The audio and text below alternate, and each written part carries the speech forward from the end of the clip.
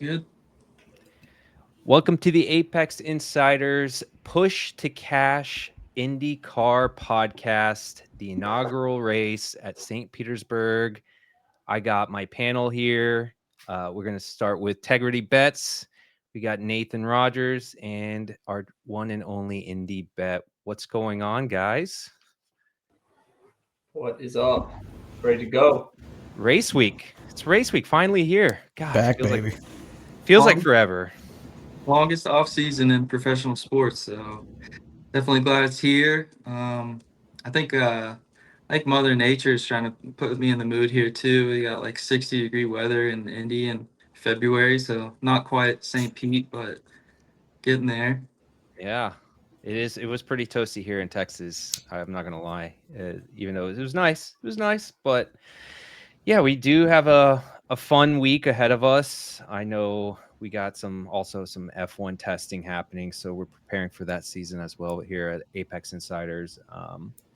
But F1 is tomorrow.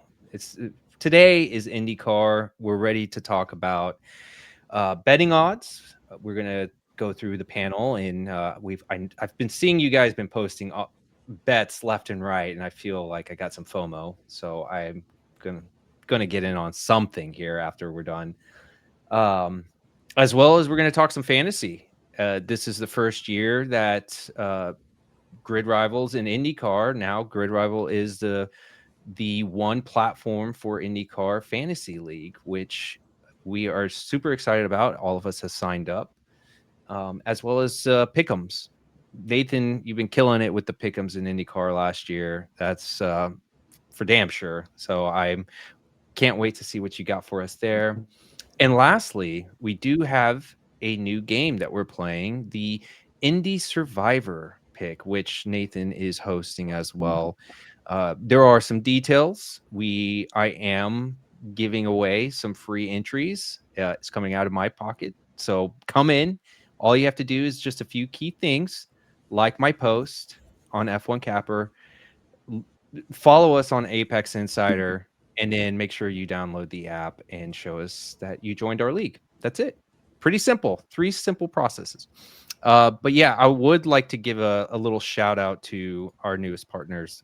I say newest, we've been with them for a while, actually, but this is actually the first year where we feel like we're both actually pen to paper with everything we're doing. So, again, Grid Rival is the game changing motorsports app. So, it's designed for fantasy leagues, DFS, and pick'ems.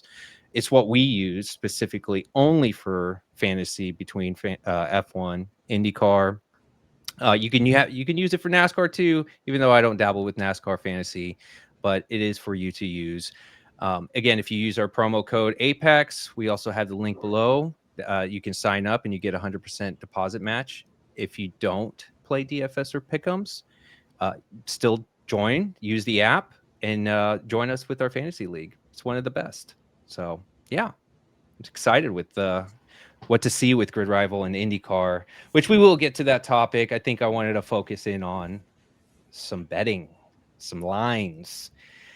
So I know Indy. I'm going to start with you, Indy Bet, Mike. If you're okay with me calling you that.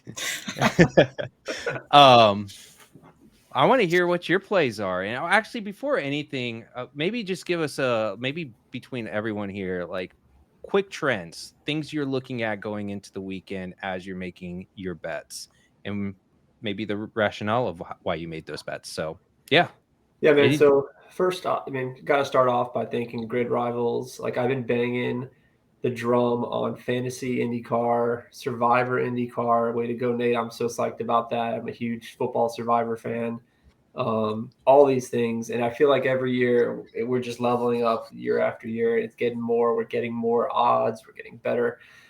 More books paying a little bit more attention to IndyCar, and finally, IndyCar, the IndyCar fantasy like it's good and all, and the grid rivals is great, but like at least there's places we can make some bets as well. It's yeah. sort of an underdog prize picks depending on what part of the country you're in if you're familiar with those.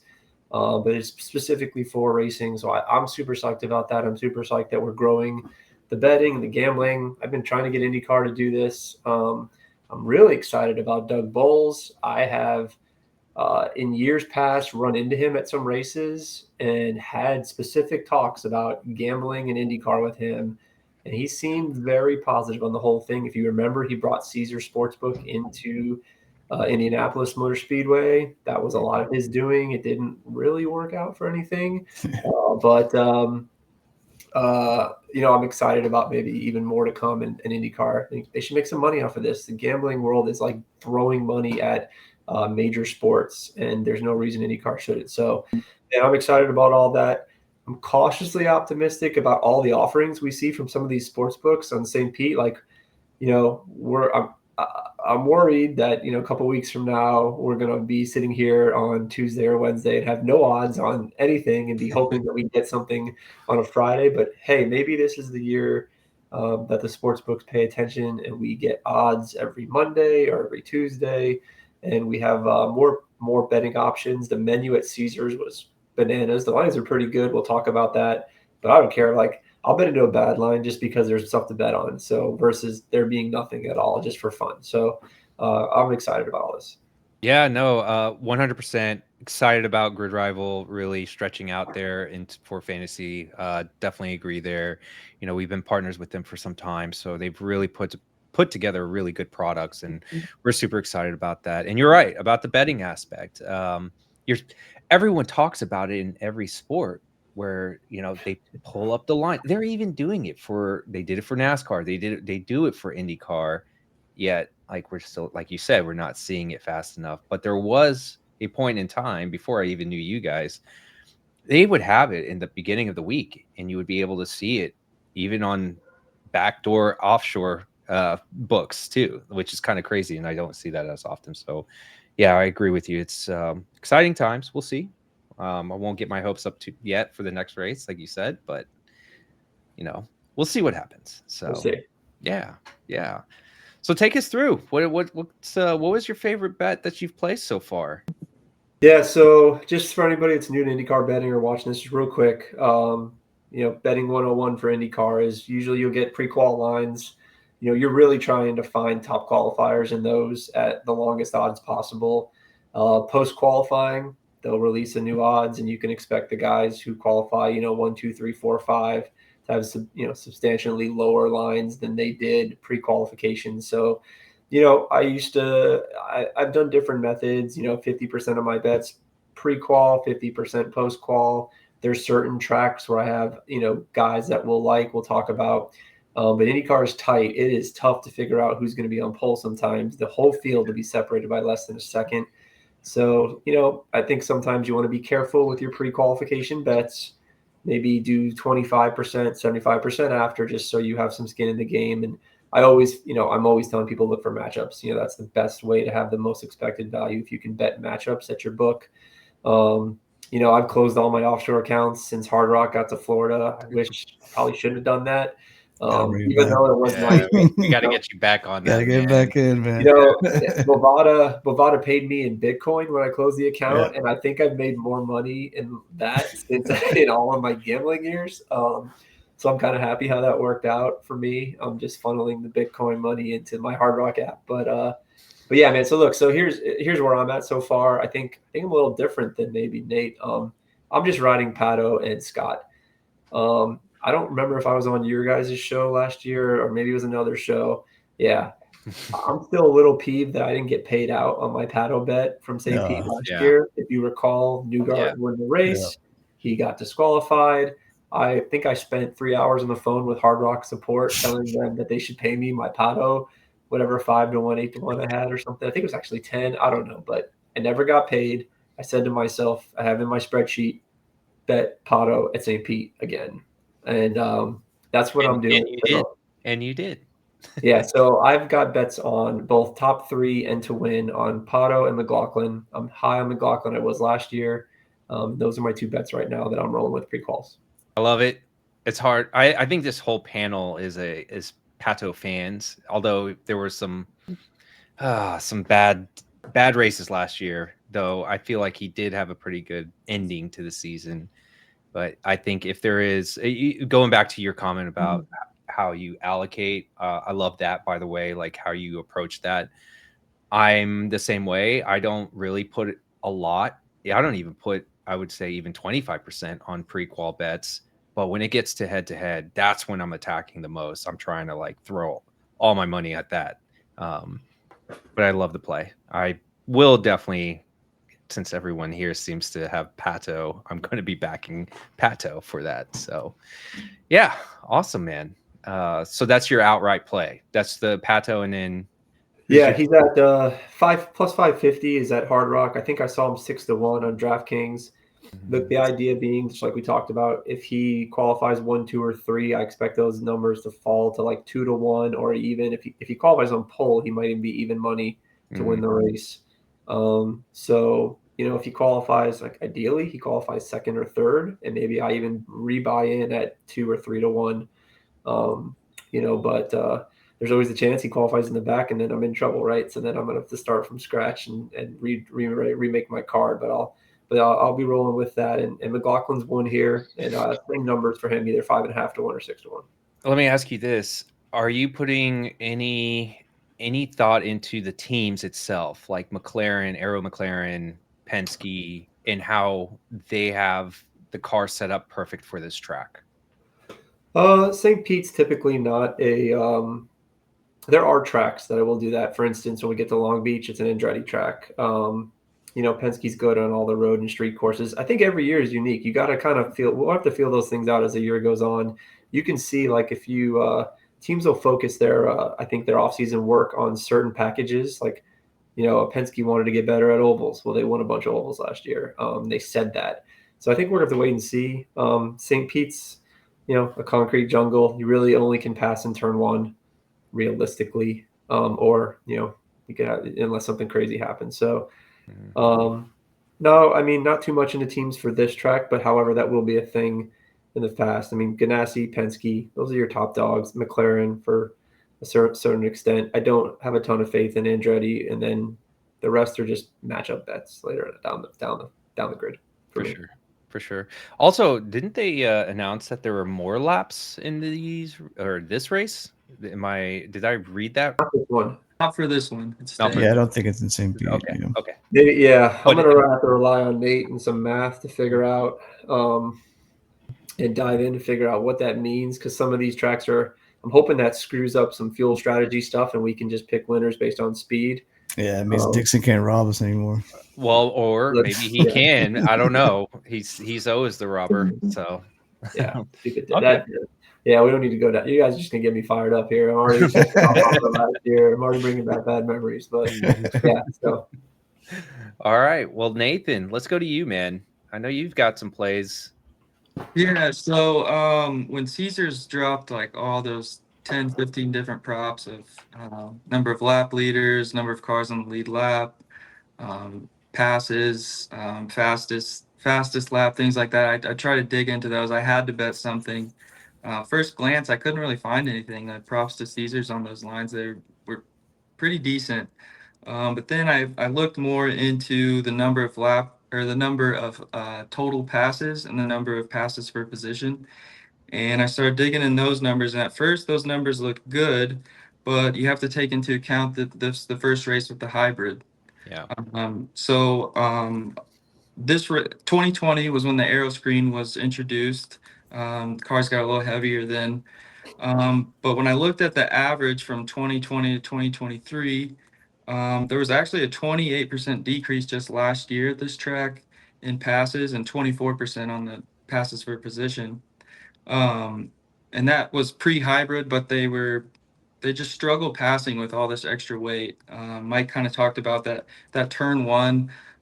You can make that pass early, but once the marbles build up there and the paint that's on the kind of runway right there makes it super slick for them to do anything later in the race. And these guys end up just kind of shoving it in there on, I think, maybe turn 4, turn 5, trying to make passes now. So looking more into it, I wanted to see how the hybrid, once it was introduced, did affect some of these numbers. And so Mid-Ohio was that first race. That is a road course, not a street course, but that dropped 26% total passes and 35% in passes per position from the year prior with hybrid. Toronto, same thing. It didn't drop quite as much, but it dropped 7 and 5%. With that was the only street course with the hybrid. So I think those bets are the total passes is I went under 152.5, and the position passes under 106.5. Both those are on Caesars, like I said. Um, Really, where those numbers are at, I mean, we could have 24% more passing in St. Pete this year than it was last year, and we'd still hit that bet. So Wow. we kind of just need like a 5 or 7% drop from that average the last 4 years, and we're going to hit that. And I think they will with all that weight the drivers have been talking about in testing. And last year, the road and street courses, they couldn't do much passing on any of the tracks. Yeah. So No, that's solid. Solid info. You got me sold. Man, I'm fucking hyped.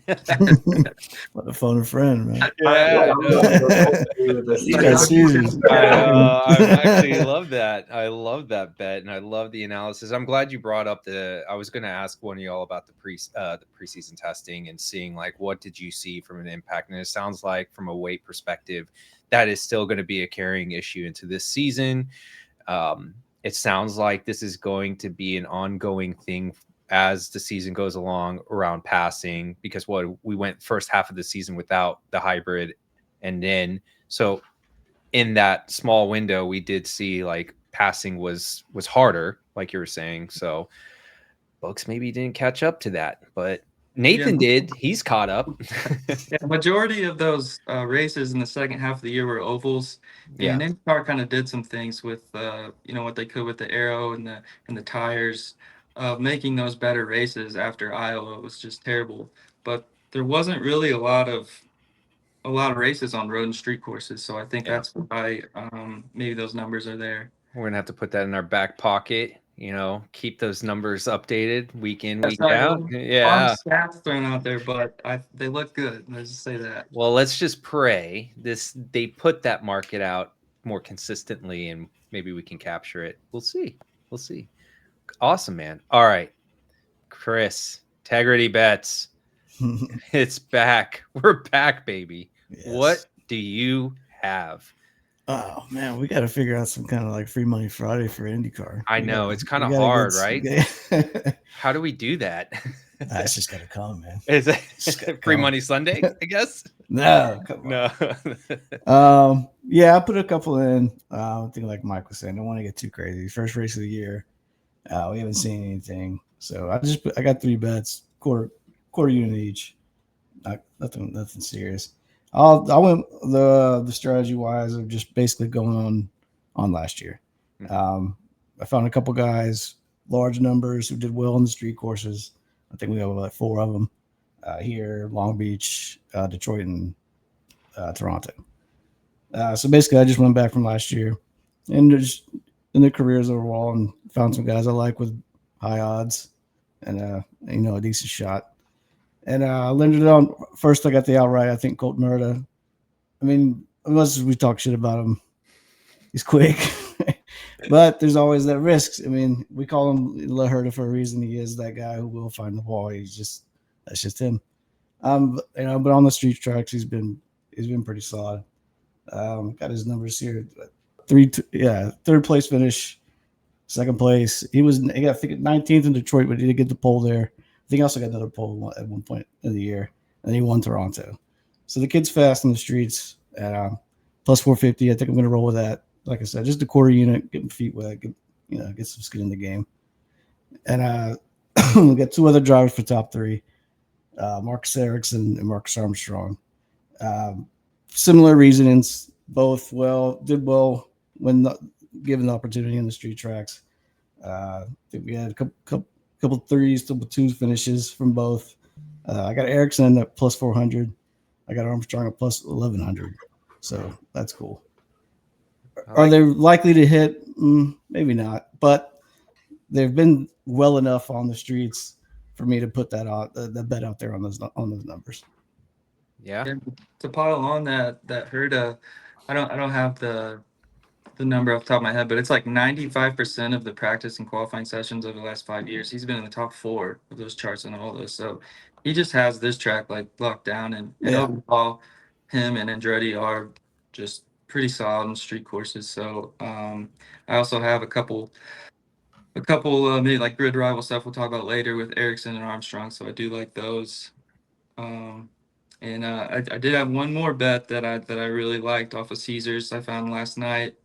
I got out of bed once I saw more props were posted, and I went to work, and I found this Dixon and Power both in the top 10 at plus 105 on Caesars. I think it's still out there at that number, but I look back. Power has hit this. He's been in the top 10 at St. Pete 6 of the last 7 and 4 of the last 4. Dixon's been in the top 10 9 of the last 9 here at St. Pete. And then when you look at just street courses overall over the last like 3 years, Dixon's hit that 95% of the time. He's been in the top 10. He's just super solid. Power's a little bit lower at 68%, but like I said, he's 6 out of the last 7 here. I think even if they both have, or one of them has a poor qualifying effort, they're the type of guy you can see make their way back up through strategy and racecraft, back up in that top 10. And I put a whole unit on that. That's probably my second favorite bet there. Nice. I like it. that. I like it. Yeah, I'm just right now getting through. I see MGM is now posting some odds. You can get Pato to win outright 625 now on there. They don't have top 3. I don't see that. But I do see Caesar did pop some head-to-head, although they're pretty tight. Pretty tight. Yeah? Yeah. So Pato versus Colton, minus 115 each. Yeah, that's tough. Ferrucci, minus 105 to Marcus Armstrong, minus 125. Ericsson is minus 115 to Kirkwood. Rosenquist to Malukas. Rosenquist is the shortest odds out of all those matchups at minus 140. I like that one. I was about to bring that one up. And then Dixon Power minus 115. Of course. So I was like dabbling. I was like, yeah, the Dixon matchup with Power, Pato with Herta, and Marcus Ericsson versus Kirkwood. Just avoid that. I would even say Ferrucci and Armstrong. Yeah. Those are all basically like the two other side of the coin for each driver. Those are very, very tight. Yeah, and I was actually going to bring that up because I technically don't have a bet yet going into the weekend. Although, again, love head-to-heads. It's one of my favorites, even in F1. I was actually thinking about Rosenquist, and let me ask the panel here: what are your thoughts on that Rosenquist Malukas minus 140? Yeah, Rosenquist qualifies well in street courses. If you remember, he was on the pole last year here, if I recall. Yeah. It was an easy bet against, but he still finished in the top 10, I believe. I don't remember exactly, but so yeah, that one jumped out right when you said it. I would have gone up. I would have thought like minus 160, so 140, 130 sounds good. I would bet against Ferrucci. He is not. I mean, he hasn't shown me anything on street courses in his career. This is usually where he gets a little crazy.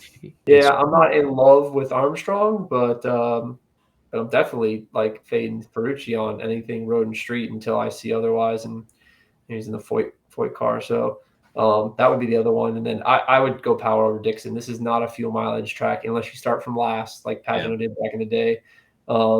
So Dixon can't screw me there, at least I don't think. And Power's got, he's had speed here before. He's won plenty of poles here. He's in a Penske. I would lean Power over Dixon, but that's where I'd be on those. Yeah, I was leaning that too, but I always go back to there's always, anytime I go against Dixon, he finds a way to screw me. But anytime I back him, he's been pretty awesome. So I think I will say just for the official push to cash play for me, I am taking Rosenquist at minus 140 over David Malukas. That is just my official play, I guess you can say. Yeah, it feels like a winner.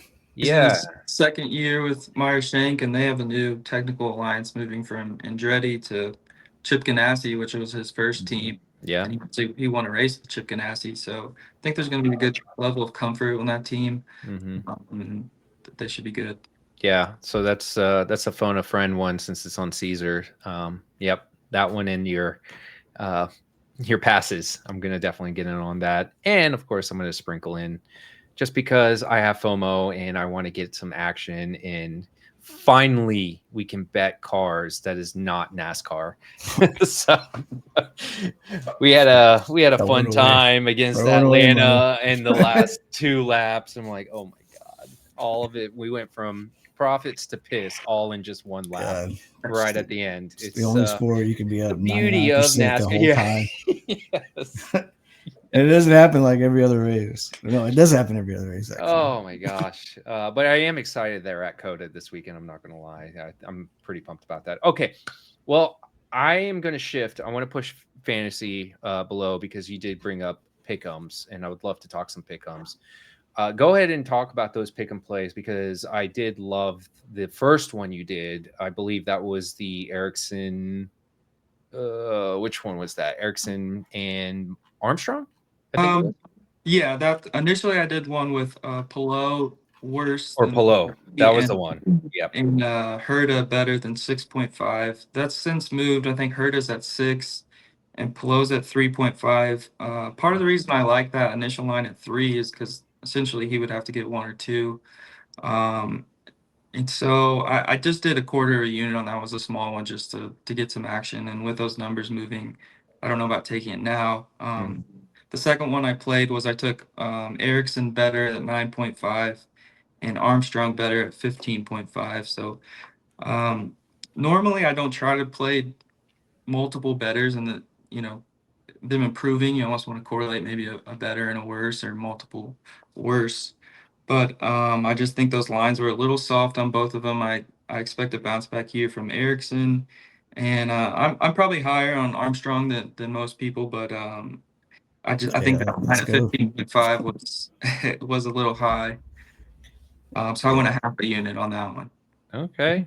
So what about matchups? Because I did not even check the matchups, and there's some pretty good ones out there. Is there anything with matchups that you're seeing that you like at this point? I mean, most of the matchups are going to pretty much line up to what the pick'em is, but is there one where we see like you have a Malukas and Kiffin Simpson? I've got one we just talked about. Both of these drivers. I bet I paired up Malukas worse than 15.5, but I paired it up with a matchup of Ericsson over Ferrucci. Just what we just talked about. Ferrucci's. Okay. We like Ericsson on this track. I like that top 3 bet. That's 4-1. We mentioned earlier, and I think Ferrucci is just street and road course garbage. So it's Ericsson 2.5. I think it's plus. I've got it at plus 2.5. I do not know what it's at now. I'm just looking at my Same. best made. Yes, yeah. It's 2.5. So, Yep. That's my favorite one by far. I paired that up into a couple different ones. Ericsson over Ferrucci. So from a matchup standpoint, that's what I got. And then I'm oppo, Nate, on this one with you. I have made one other Grid Rivals bet. I have Armstrong worse than 14.5. So I'm on that. I was iffy on that one, but I paired it up with Ferrucci, who's at 10.5, which I thought was ridiculous. So that would be anything that you like. The Armstrong one, I hear you. I'm a little iffy on that, but I was just looking to pair up this Ferrucci worse than 10.5 with anything I could. So I'm on the Ferrucci fade train. Ericsson over Ferrucci and Ferrucci worse than 10.5, and then pair that up with something you like and roll with it. Yeah, I like it. And the only ones I did was early on because I did like that play when Nathan posted it was the Pelot. Even though I don't like that the number landed on I think it was 3. So Normally, 3.5 now. is it 3.5 now? Yeah. Well, but at least Ericsson we got a better number. But yeah, I do hate that it's on the 3. I do love that matchup. I just want to see how I want to pair that up. What do we think about Kiffin Simpson in this race? Yeah, I don't know. I've been looking at this the entire time you guys have been talking. I know. Like, what are we expecting from him now? Like, what do we think? I kind of want to fade him. Yeah, I can't think of any reason. I'm thinking like last year 16.5 though. So he's a guy who he keeps his car a little clean. And so sometimes when there's a little more chaos around him, he kind of just falls up into like a 13th or something. But he's not gonna normally do that on pace or anything, I wouldn't think so. I'd probably lean fade. Okay, so well, I did see he had a matchup. with Malukas. Mm, Yeah, I don't that's my like it. only. Yeah, I that's don't the like only thing's kind of like. Well, All Lucas right. didn't race here last year because he was still injured. So it's been a couple years since he's been at this track.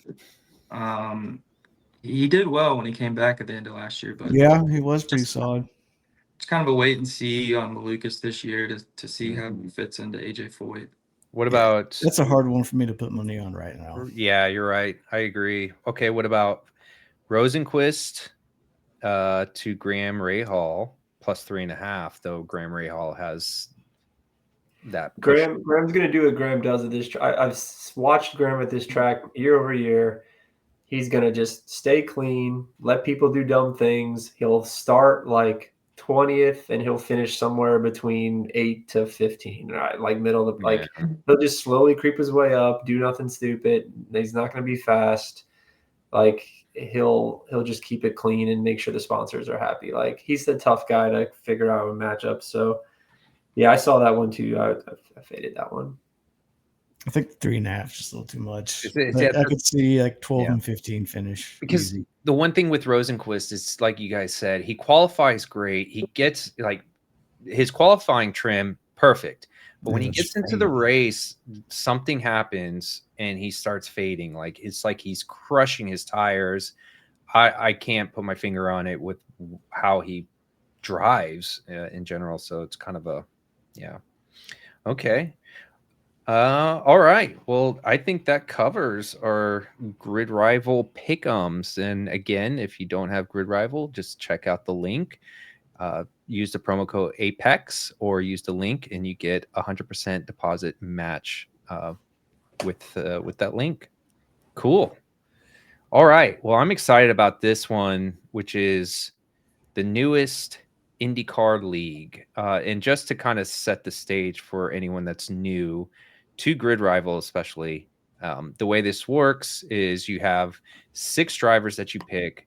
It's all by salary, and you got to pick a driver up to 5 contracts, meaning 5 races when they say contracts. So you can sign up to 5 or 6 drivers to 5 races.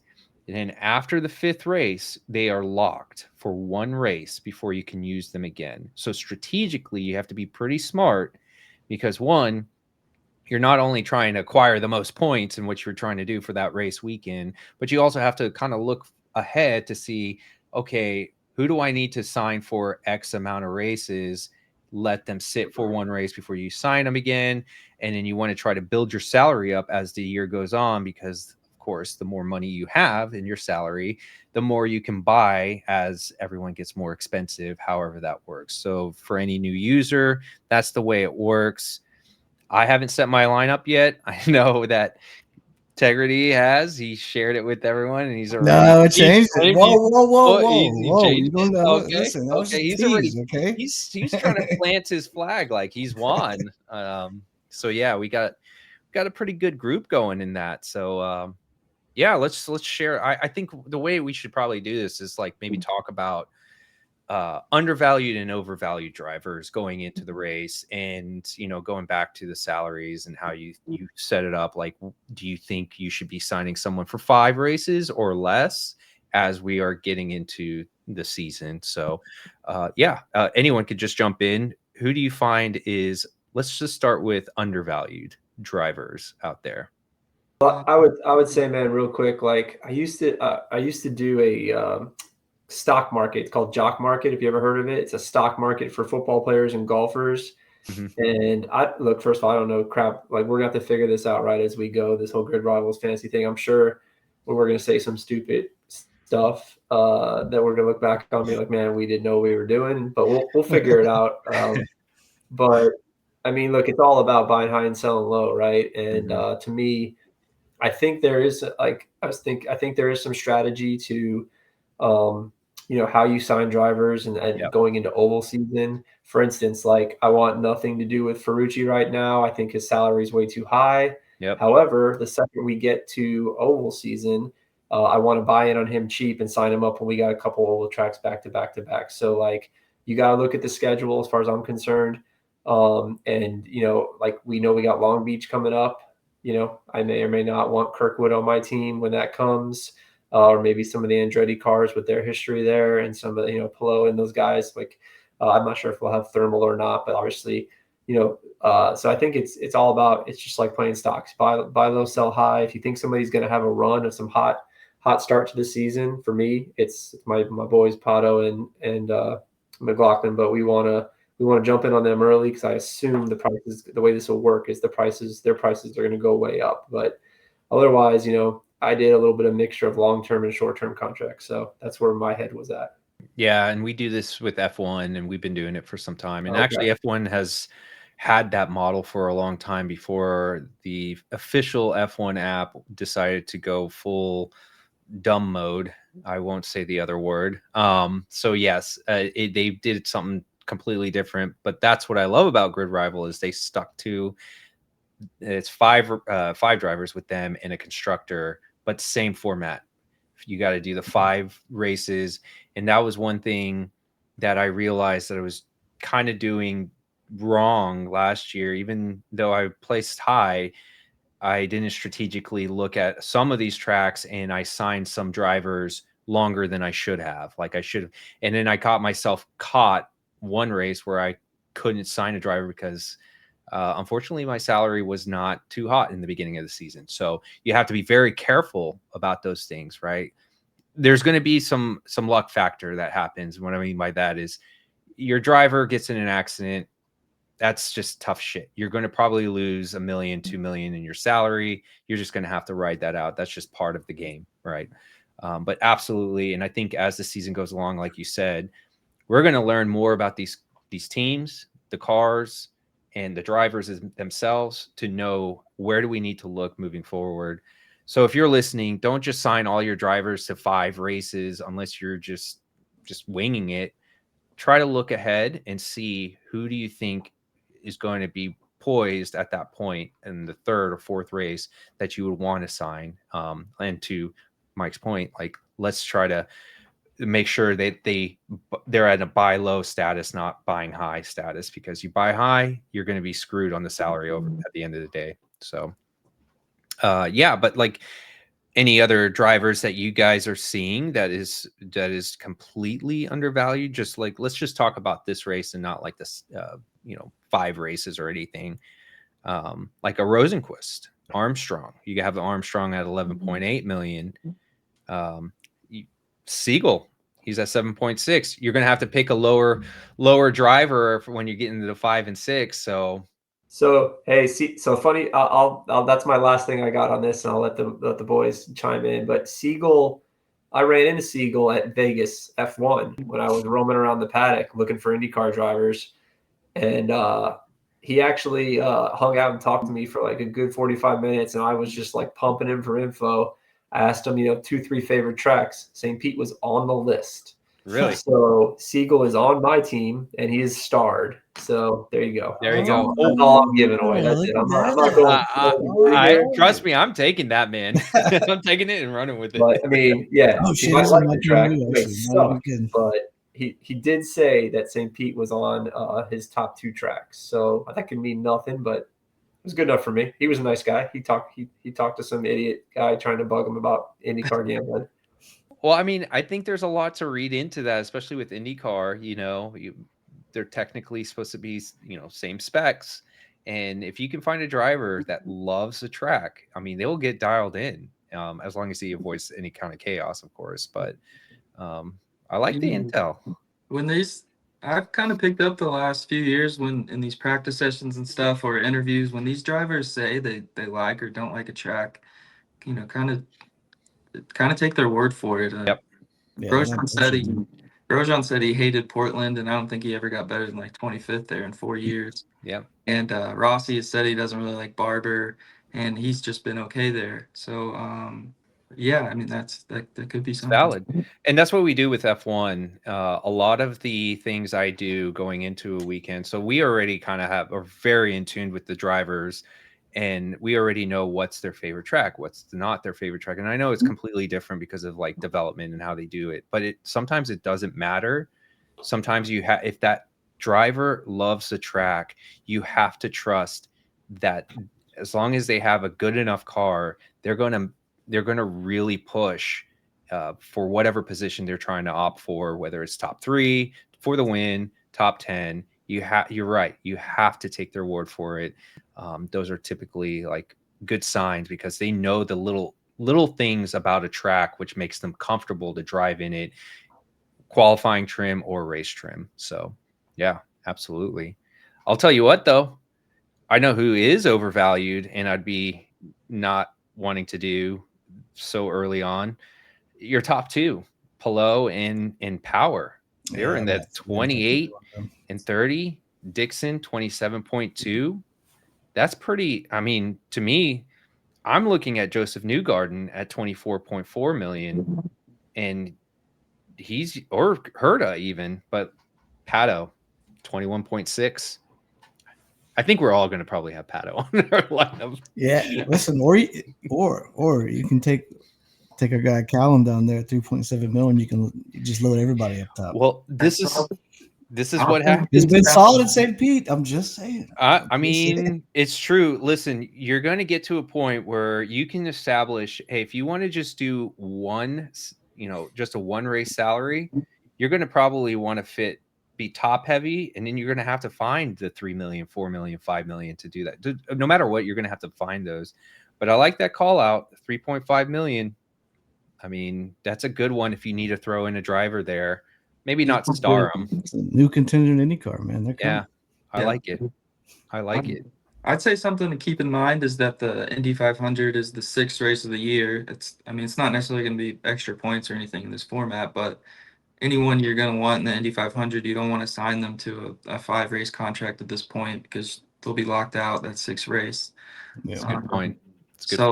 I think one of the only people that I put on a 5-race contract because I have been high on him is Armstrong, and I think he is undervalued, and I'm not worried about wanting to put in my lineup with the 500. So I was comfortable feeling like he's gonna do some good things here in the next, 5 races, really on all road and street courses. Yeah, no, absolutely.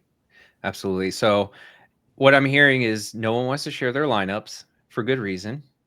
So you're going to have to probably DM every single one of us to see what we're putting if you are trying to play Indy Fantasy, not in our league. Bet you if you're in our league, we're probably not going to tell you everything. So it's going to get pretty competitive. I already know this. It gets pretty competitive with our F1 Gridrival League. This one, I guarantee you, we have a pretty tight-knit group in the Discord that have signed up, and then between the 4 of us, I'm actually thinking about doing some prize for like the top 3. We'll see how that works out. So we can add a little bit more juice to this thing and a little more bragging rights, So no, that's great. That's great stuff. All right, so let's go into maybe just like one more round of bets that you have that you actually, here's an even better one. Long shots. Whether it's a outright market or a top 3, like, do you guys see anything out there where it's like, hey, you know what? This is a good sprinkle my beer money, lunch money on this outright or top 3 or whatever long shot you might have. Yeah, I mean, I've said his name 50 times now, but Marcus Armstrong, 50 to 1, several places. I think maybe it was FanDuel that had him 55 to 1. FanDuel doesn't even normally post lines, so I like them. I like him in that number, so that's where I'm at. Yeah, pretty much got the same as Nathan. Long shot. That's the one. I mean, all 3 of my bets you could consider long shots. Look, I wouldn't say the harder one is, but definitely Armstrong. But listen, what about? I got nothing really, but if I had to, I'll give me my boy Siegel at 20 to 1 to top 3. Yeah, I was about to bring up top 3. I mean that sounds like a fun one. They got to wake up and give us our top 5s back, top 6s. Yeah, if we could have top 5, that would be awesome. What about? I'm just kind of staring at Ericsson 4 to 1. I mean, Dixon is 3 to 1. But Why is Kyle Kirkwood's 3-1 too? Huh? Okay. Yeah, books like him. And Pillow is plus 225 on Bovada for Yeah, top 3. it's not the time of year to start them below, in my It's opinion. not. We're not doing the. We're gonna have to wait for the. Are they racing thermal this year? Yep. Well, I'll take them. Then. Yeah, but I don't know if it counts again, right? For Yeah, the it's championship. an official race this year. Oh, that's an official one. Oh, it Yeah. is. Well, I'll take below there. There you go. Yeah. So we got some action. Yeah, I mean it's crazy to see the discrepancy in what we're seeing in the fantasy league to like the top 3 odds.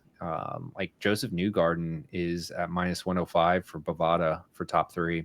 He's favored to win, yet he's 24 million on Gridrival and fantasy, and he's lower than all those other guys. So it goes back to overvalued salaries. Be careful with those. Okay.